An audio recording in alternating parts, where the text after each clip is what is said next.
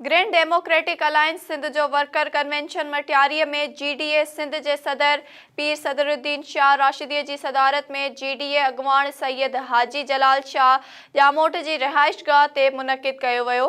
SS news जे reporter Naveed ख़ासकेली मूजिब convention में अॻूणो सूबाई वज़ीर इरफान अल्लाह मरवत, सूबाई नायब सदर गज़नफर हयात मंगरियो, जीडीए जो general secretary Safdar Abbasi, Syed Taimur Shah Jamot, Naseer Memon, MPA Waryam Faqir, MPA Abdul Razzaq Ramon ऐं सियासी समाजी अॻवाननि वॾे अंग में शिरकत कई। कन्वेंशन के खिताब कंदे ग्रैंड डेमोक्रेटिक अलायंस जे जनरल सेक्रेटरी सफदर अब्बासी जो चवण हो त हाणे वारी पार्टीअ खे पीपल्स पार्टी मञियो ई नथा। हींअर वारी पीपल्स पार्टी सिर्फ़ सिंध जे 8 ज़िलनि जी पार्टी वञी रही आहे।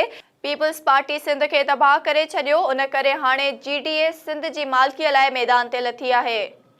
कन्वेंशन के खिताब कंदे जीडीए सिंध के सदर सैयद सदरुद्दीन शाह राशिदी जो चवण हो त सिंध जा नौजवान एहसास महरूमीअ जा शिकार थी विया आहिनि।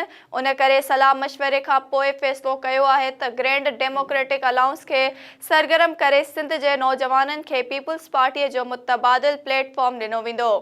हुन चयो त 15 सालनि खां सिंध ते थापियल हुक्मराननि खां हिसाब किताब वठण ऐं सदन तॾा वेढ़ जो वक़्तु अची वियो आहे।